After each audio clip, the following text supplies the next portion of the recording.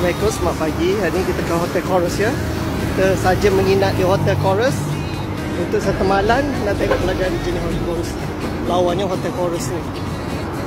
Okey, kita menginap di sini malam ni. Satu malam di Hotel Chorus. Dekat dengan KLCC semua. So kita tengok Hotel Chorus macam mana. Awak cantik. Hotel Chorus. Hotel Chorus.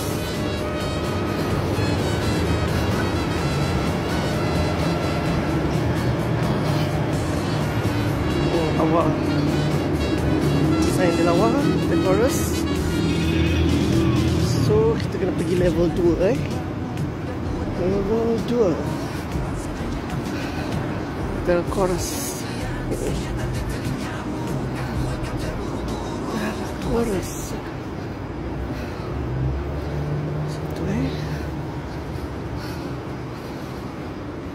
Okay, Hotel Chorus. Big cafe. Okay. Ini Hotel Chorus ya. Mana dia punya ini lobby Hotel Chorus. Awak. Nantikan part 2 ya. Nantikan part 2.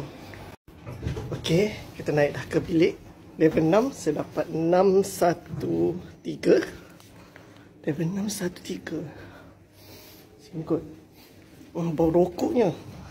Kuat gila bau rokok. 613. Wah, bau rokok lah. Okey, ni bilik dia. 613 Oh, senang. Assalamualaikum. Wah, okey jugalah bilik hotel dia.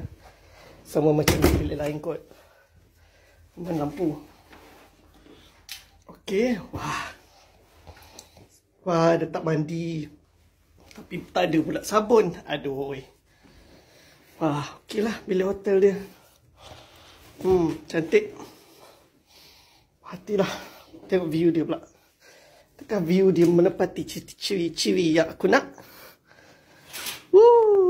Nampak berguna rumah orang. Nampak berguna rumah orang. Ya. Bolehlah. Belakang duduk. Lepas aku minta tingkat tinggi sekali ya. 7-8 ke. Okey lah. Tempat dia. Oh, ada bilik extend sebelah-sebelah. Macam cantik. Okey. Selesa lah. Alhamdulillah.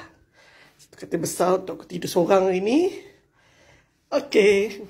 Ini adalah Chorus Hotel. Ya. Chorus Hotel. Okey. Bolehlah datang. Okey. Bye. Alah, bilik merokok patutlah bau rokok. Tak suka lah. That's why bau rokok. Okey. Bye-bye.